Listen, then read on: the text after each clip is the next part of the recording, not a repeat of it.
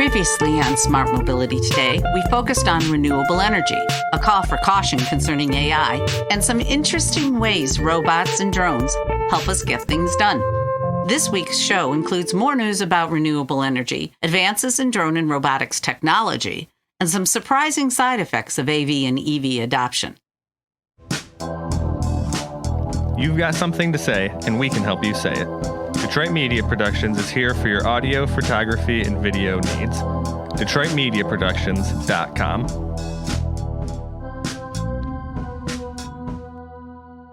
Hi, this is Cindy Polakowski. This week, the independent think tank Ember published analysis showing that 12% of the world's power came from solar and wind in 2022, up from 10% in 2021. The growth pushed worldwide generation of electricity to its cleanest level ever. According to the researchers, the boom in renewable energy might be, quote, the beginning of the end of the fossil age. For the 18th consecutive year, solar was the fastest growing source of electricity, rising by 24% year on year and adding enough power to meet the annual electricity demand of South Africa. Wind power, up 17%, generated enough electricity to power most of the UK. One research spokesperson stated that this new clean power era means that the end of the gas power growth is now within sight. Dams operating turbines in rivers and streams have had a complicated history in terms of their impact on the environment. But a startup has an idea that avoids that.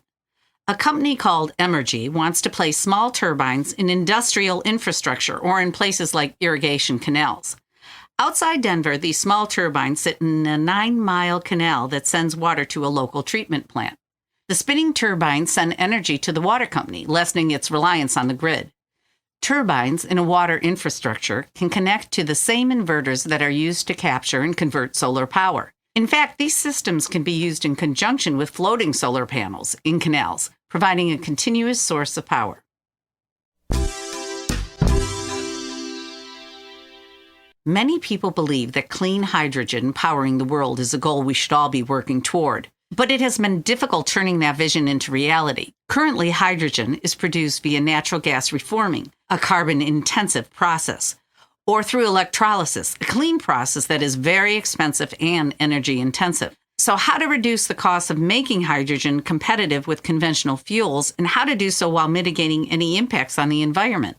Using only water and aluminum, a green metal itself because it's highly recyclable, North American GH Power has developed a unique process to create 3 outputs in a new plant: green hydrogen, green alumina, and exothermic heat for power generation. An exothermic process means that the heat is released by the reaction, taking the form of energy. This is the opposite of endothermic reaction, where energy is absorbed from the environment. With a blend of 25% hydrogen and 75% natural gas, GH Power will burn 2,800 tons of hydrogen per year and just over 1,000 BTUs of natural gas per year. That's a 25% reduction in carbon emissions compared to a turbine run on 100% natural gas. So the scaled-up reactor saves the planet from 20,000 tons of carbon per year.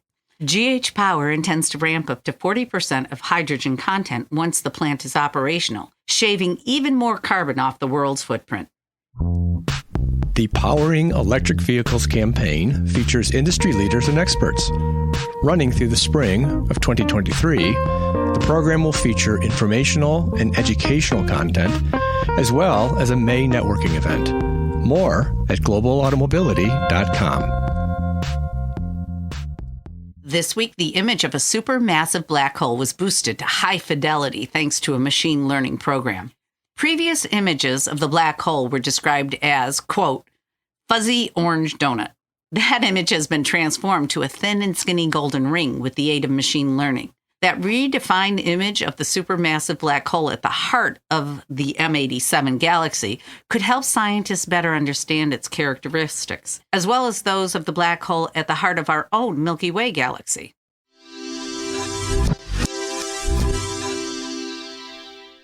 Drones are being used for an ever-widening range of agricultural applications enabled by new technology.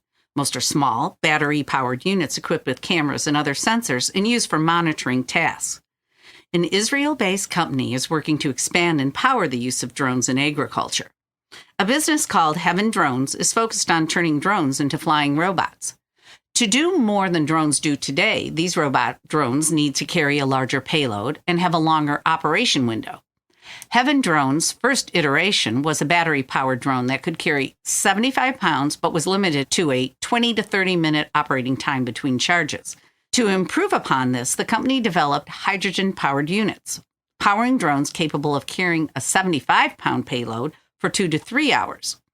The upgrade has both a hover mode and a fast flight mode so that it can perform detailed tasks and cover substantial distances. While compressed hydrogen is available in tanks, Heaven Drones developed an in-the-field electrolyzer that can use power from the grid or a solar panel to generate hydrogen from water and compress it. The drones are designed to fit in the back of a normal pickup truck. Scientists have designed a 3D printed robotic hand that can grasp and hold objects using the correct amount of force. Created by a team at the University of Cambridge, the hand is fitted with 16 sensors that enabled it to sense what it was touching. Dr. Thomas George Thurthell, a lecturer in robotics and AI at the University College London, said, "The sensors, which are a sort of like the robot's skin, measure the pressure being applied to the object. While humans instinctively know how much force to use when picking up an egg, it's a big challenge for a robot."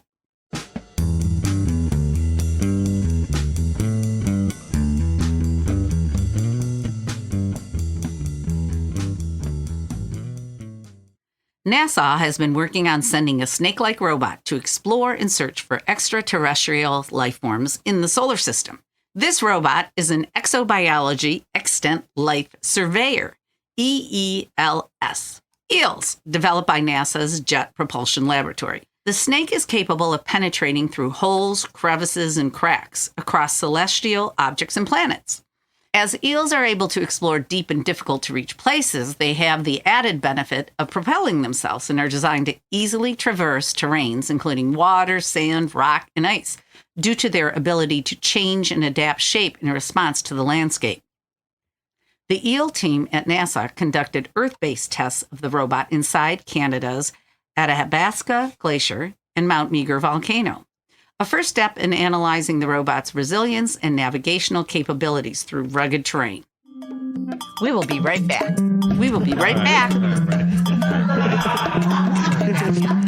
I'm ready. That's fine. All right, I'm ready. More water. I can give it a go. Presenting. I did. Hey, I put sure. a P is why it makes no sense. Okay. Michigan leads in technology-driven innovation. See how at mytechnews.com. mitechnews.com.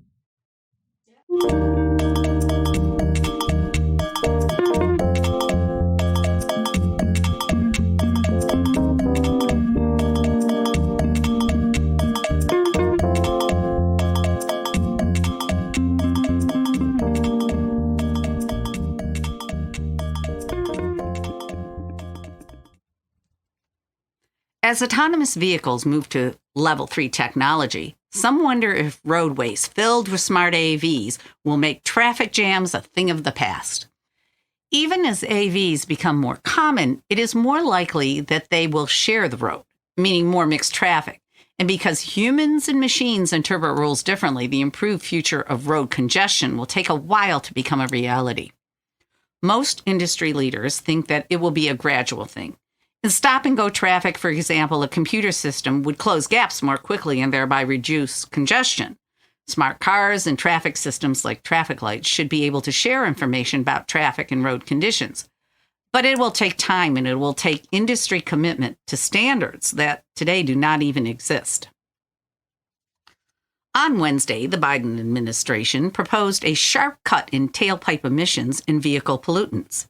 This, in the future of U.S. auto production, could become a presidential campaign issue next year. The EPA is taking steps to mandate a 56% cut in vehicle emissions by 2032, a requirement it forecasts will result in EVs accounting for 2 of every 3 new vehicles sold within a decade. The politics of the issue is disappointing, but perhaps not surprising. Democrats say the proposal will save consumers money in refueling costs and spur U.S. manufacturing. Republicans say it will make cars too expensive and prevent Americans from buying gas-powered models. After Donald Trump became president in 2016, the EPA immediately published a determination that fuel efficiency rules initiated by then-President Barack Obama should be locked in through 2025. Then under Mr. Trump, the EPA reversed that decision and rolled back the Obama standards, a move that, if left alone, would have increased U.S. oil consumption by about 500,000 barrels per day by the 2030s.